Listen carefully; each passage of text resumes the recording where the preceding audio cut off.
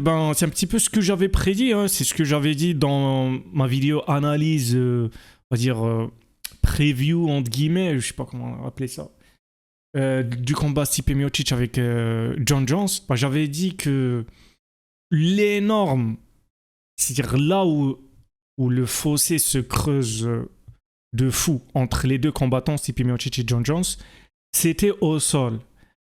C'est pas dans la lutte, mais une fois que t'es au sol, et ça s'est vérifié. Hein, après, ma vidéo n'avait pas fait tellement de vues, mais ça ne diminue pas sa justesse. Elle est toujours là, on peut aller voir. J'avais dit que voilà, Miocic, oui, il est très bon en lutte, peut-être un peu aussi en défense de lutte. Il a un certain ground and pound, mais une fois au sol, s'il est sur le dos, c'est le néant. Il ne sait pas gérer ça, parce qu'en plus, il n'a pas eu d'expérience dans ça. On ne l'a pas tellement vu sur le dos avec un gars au-dessus. Et alors là, avec John Jones au-dessus, c'est-à-dire le gars qui sait faire du... Je parle de John Jones, hein. Il sait faire du ground and pound, il sait faire du JJB, il sait tout faire. Alors que toi, franchement... Mais n'empêche que c'est pas le néant. J'ai dit il y a un fossé entre eux. J'ai pas dit que l'un sait combattre et l'autre c'est le néant. Donc il a su s'en sortir. Mais avant de s'en sortir, ce qu'il a mangé, c'était des pluies de météorites. Les coups, tout ça, genre il lui a tout fait, la totale. John Jones, moi de ce que je voyais, c'est que moi j'avais vu un John Jones qui pouvait aller vers la soumission et il y allait pas exprès. Genre il voulait martyriser l'adversaire, il voulait le détruire. Parce que s'il allait vers la soumission, pareil, je ne vois pas Miocic tellement avoir de réponse. Le JJB de Miocic, je ne le vois pas tellement brillant. Alors que John Jones, c'est l'un des meilleurs, tu vois. Il a soumis des ceintures noires en JJB. Là, genre, je vais pas vous faire le palmarès. Donc voilà, c'est pas parce qu'il vient pas du JJB qu'il a un potentiel. Il a évolué dedans. John Jones, c'est aujourd'hui son JJB juste aiguisé, c'est tueur, quoi. Très mortel. Donc voilà, ensuite, là où il a gagné, c'est pareil, comme la vidéo que j'avais fait, c'est John Jones, quand il combat quelqu'un, c'est que ce quelqu'un, il a forcément un désavantage, voire plusieurs désavantages par rapport à John Jones. Et là, Stipe ont cumulé plusieurs, comme beaucoup d'autres combattants. Et généralement, les désavantages sont des désavantages de la taille, quoi d'autre, le skill, c'est-à-dire il prend très souvent des combattants qui sont pas complets et il exploite la partie où ils sont genre néants, comme quand il a combattu par exemple son dernier combat face à Cyril Gane. Tu vois, je pourrais vous faire une liste, mais je crois que c'est pas le but de la vidéo, tu vois, contre Gustafsson, le deuxième combat. Il y a beaucoup, la liste est longue. Donc la taille et voilà, des avantages d'adversaires qui sont pas complets. Et aussi, le gars, il est chargé. Il est sacrément chargé. Donc là, moi j'ai vu un John Jones, c'est mon avis, hein. L'USADA a été écarté. Donc comme je l'avais dit, le gars va se charger à fond. Donc là, c'était un John Jones très chargé. Et aussi, il prend des gars. Ça, c'est l'autre chose où la majorité de ces combats se base aussi beaucoup sur ce désavantage-là. C'est l'âge de ses adversaires. Il prend très souvent des combattants avec un énorme palmarès, très très grand nom, mais il les prend en fin de carrière. Du coup, une fois qu'il a gagné, l'histoire se rappelle de qui il a battu, mais elle ne se rappelle pas dans quelles circonstances. Elle ne se rappelle pas que oui, c'est un énorme adversaire, mais il l'a pris une fois qu'il était rincé, qu'il était en fin de carrière. Donc voilà, c'est le cas pour Shogun Rua, c'est le cas pour Vitor Belfort. Il avait surtout un désavantage de poids, parce que de catégorie, c'est-à-dire Vitor Belfort, il était clair que il devait combattre la catégorie plus basse. Parce que c'est d'ailleurs même là où il finit sa carrière. Et même là, Vitor a été passé d'un cheveu de battre John Jones. On peut faire beaucoup. Hein, le deuxième combat avec Daniel Cormier. Cormier était en fin de carrière. Voilà, je vais pas faire, comme j'ai dit, je vais pas faire à chaque fois toute la liste. Mais en tout cas, les domaines où ses adversaires sont désavantagés, elles peuvent changer. Mais en tout cas, le point en commun, c'est qu'il prend toujours des adversaires qui sont désavantagés, genre grandement, quelque part. Ce quelque part peut changer. Et ça arrive aussi souvent où ses adversaires sont désavantagés sur plusieurs plans, pas qu'un seul. Voilà, donc là aujourd'hui, il a pris un Miocic. Oui, avec un énorme palmarès à Miocic. Oui, Miocic a l'air quasiment complet. Il n'y a pas de débat. Mais c'est un Miocic fini. D'ailleurs, Miocic, ce soir, a pris sa retraite. C'était son dernier combat. Donc maintenant, tout le monde va dire, oui, mais tu sais, le gars, il a battu Miocic. Il a battu Miocic lors du dernier combat de Miocic, tellement Miocic était vieux. Il a 42 ans, Miocic. Vous imaginez, c'est un sport de combat. C'est-à-dire, même dans le foot, les gars prennent leur retraite avant. Alors que dans le foot, c'est pas un sport où tu te prends des mandales dans la tête. Là, c'est un sport de combat et le gars, il a 42 ans à se prendre des mandales par des heavyweights dans la tête. Donc physiquement, Miocic était fini. Et c'est là-dessus qu'a capitalisé John Jones, c'est-à-dire sur le physique fini de Miocic. Donc il a frappé un peu, il a vu que là au ventre ça tient plus, parce qu'on soit bien d'accord. Le premier kick qu'il envoie sur Miocic au corps, c'est pas un coup qui fait tomber un heavyweight, et encore moins un guerrier de la trempe de Miocic. Pour ceux qui connaissent Miocic, ceux qui viennent hier, qui découvrent le MMA, ne savent pas, ils n'ont pas vu les guerres spatiales qu'a fait Miocic. Pensent que c'est parce que technique démentielle de John Jones, Miocic est tombé. Non, Miocic ne tombe pas avec ça. Alors que le premier coup léger au ventre, le gars, tu le vois, genre, il a quasiment perdu la vie, Miocic.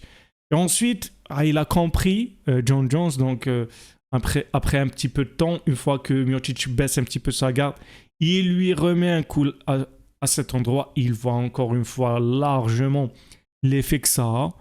Donc, une fois qu'il voit que Miocic commence à rincer, il envoie un coup de pied retourné très lourd et il vise toujours le même endroit. Miocic lâche parce que c'est un endroit qui fait très très mal. Et John Jones te dit que c'est parce que ça part au foie, alors qu'on voit que ça ne part pas au foie. Le foie est situé sur la partie droite, l'estomac sur la partie gauche. Donc là, c'était plutôt visé. Ça a touché plutôt l'estomac. C'est surtout que le physique de Miocic n'est plus... c'est le physique d'un retraité. Voilà tout, en fait. C'est tout. Et on l'a vu. Quand tu vois la lenteur de Miocic, mais un papy, le gars. Genre, il est tellement long. Mais même Curtis Blade est... Curtis Blade, même les gars les plus lourds, les plus lents de la catégorie, ils sont pas comme ça. C'était comme si tu l'avais mis dans un ralenti de fou, Miocic. Mais j'ai vu ça, mais je dis jamais ça, il va battre John Jones. Et malgré ça, il a placé 2-3 coups de poing qui ont quand même fait mouche. Là, on peut mal me comprendre et croire que je suis en train de dire que John Jones est mauvais. Non. Je veux dire, quand tu y vas dans tes affrontements à chaque fois avec autant d'avantages, je veux dire, à la fin, il leur dit non, je pense que je vais pas me prendre ma retraite. J'imagine si le gars prend sa retraite suite à un combat contre un retraité. Genre, Miocic, il est fini. C'est bon, c'est son dernier combat. Et John Jones, en le battant lors de ce combat, il prend sa retraite. En fait, mais voilà, j'ai l'impression que c'est aujourd'hui l'UFC qui décide qui est le meilleur de tous les temps. Et clairement, elle le décide selon qui rapporte l'argent. Donc là, il rapporte l'argent. John Jones, on l'a vu de par l'ampleur de l'événement. Donc elle se dit, bon, ben, je vais le mettre comme plus grand de tous les temps. Parce que, voilà, l'argent, il a l'air d'être compétent. Donc voilà. Mais c'est pas factuel, tu vois. Si le gars, il a un palmarès qui est bâti sur le fait de battre des gars qui sont rincés. Je veux dire, non, Bana Spinal. Là, le gars, non, il veut combattre Alex Pereira. Pourquoi? Parce que c'est comme à chaque fois, c'est comme tous ces combattants. Quand ces combattants sont à leur prime et ils semblent solides, ben la faille, elle est autre part. Parce que Alex Pereira, tu le finis en 10 secondes au sol. Il est zéro absolu au sol. Sa ceinture qu'il a par rapport au JJB, tout connaisseur qui se respecte, c'est que sa ceinture, elle vaut concrètement une ceinture blanche. Je veux dire, Adesanya, pareil, un autre zéro absolu au sol, Adesanya a joué avec Alex Pereira en lutte et au sol. Ça veut dire où on en est, Alex Pereira. C'est le néant. Et c'est là que John Jones choisit Alex Pereira. Par rapport à ça, tu vois, parce que là, ça l'arrange énormément, tu vois. Plus l'avantage de la catégorie. Alex Pereira, même si aujourd'hui il le fait plus, mais il y a vraiment pas du tout très longtemps, je crois, maximum une année ou une année et demie, il combattait 2 catégories de moins. Il combattait en poids moyen. C'est le champion du poids moyen. Donc là, John Jones veut le combattre, voilà, des avantages de taille, des avantages du gabarit, même si l'autre est lent, mais on sait que, en fait, pour combattre en heavyweight, il suffit pas d'avoir juste la taille. Il faut avoir l'épaisseur des heavyweight, des poids lourds. Et Pereira n'a pas ça. Et ça ne se bâtit pas en l'espace de quelques mois ou ça prend beaucoup de temps. La preuve, John Jones remarque le temps qu'il a pris. Parce que les connaisseurs savent, c'est pas un truc que tu développes au bout de 3 ou 4 mois, voire même de 6 mois. Voilà, après, je comprends les gens et leur ferveur autour du personnage et du combattant de John Jones. Faut pas y toucher. Ça ressemble un petit peu au fanboyisme autour de Conor. Il fut un temps hein, que Conor, il y en avait des gens tellement, ils en parlaient, genre c'est le plus grand de tous les temps. Alors qu'en fait, dès qu'il est sorti de sa zone de confort, mais John Jones est plus intelligent que Conor. Il sort jamais de sa zone de confort. Jamais il combattra quelqu'un où ils sont à armes égales ou bien son adversaire peut prendre l'avantage quelque part. Tu vois, toujours ses adversaires sont désavantagés par le fait qu'ils sont rincés. S'ils ne sont pas rincés, ben c'est qu'ils sont genre néants dans des domaines importants du MMA, genre le sol, ou bien s'ils sont bons en sol, ils sont genre c'est zéro en striking, un petit peu Teixeira à l'époque. Tu vois, chacun, ou sinon aussi énorme désavantage en taille. Et il rajoute à tout ça le dopage. Ensuite, il fait des accomplissements avec tous ces manœuvres-là.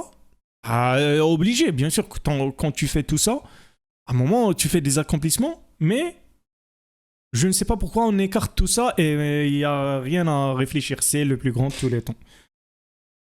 Voilà, il a combattu un combattant. Qu'est-ce que vous voulez que je vous dise? Je veux dire, ce qui s'est passé, tout le monde l'avait prédit. Genre, même pas à faire l'analyse. L'analyse a été déjà faite avant le combat. C'est-à-dire, il va combattre un gars tellement lent et tellement désavantagé physiquement à cause de son âge et des guerres qu'il a subies que il sera incapable du tout, peu importe les skills, qu'ils soient meilleurs ou pas meilleurs, peu importe, il pourra pas suivre un John Jones qui est encore, qui a 37 ans, fleur de l'âge, qui n'a pas tellement essuyé, malgré quelques-uns, mais pas tellement de guerre, il va manger Stipe Miocic.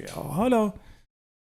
Ça s'est vu, hein, on a tous vu un Stipe qui c'est pas le Stipe des grands moments, quoi. Sauf si tu ne connais pas Stipe Miocic. Sinon, c'est pas possible. Voilà, c'est. Après, tout le reste, c'est juste des médias et tout. En tout cas, voilà, j'ai pas tellement plus à vous dire, sauf vous remercier d'avoir vu la vidéo. N'hésitez pas à laisser le pouce vers le haut, à me dire ce que vous en pensez dans les commentaires, à vous abonner. Je lance la chaîne, alors que fut un temps où j'avais une chaîne qui a été fermée. Il y avait quand même pas mal d'abonnés et tout, mais bon. En tout cas, c'est par passion tout ça. Du coup, je suis heureux de vous partager ma passion autour du MMA. Prenez soin de vous. Je vous passe le chaos. Ciao.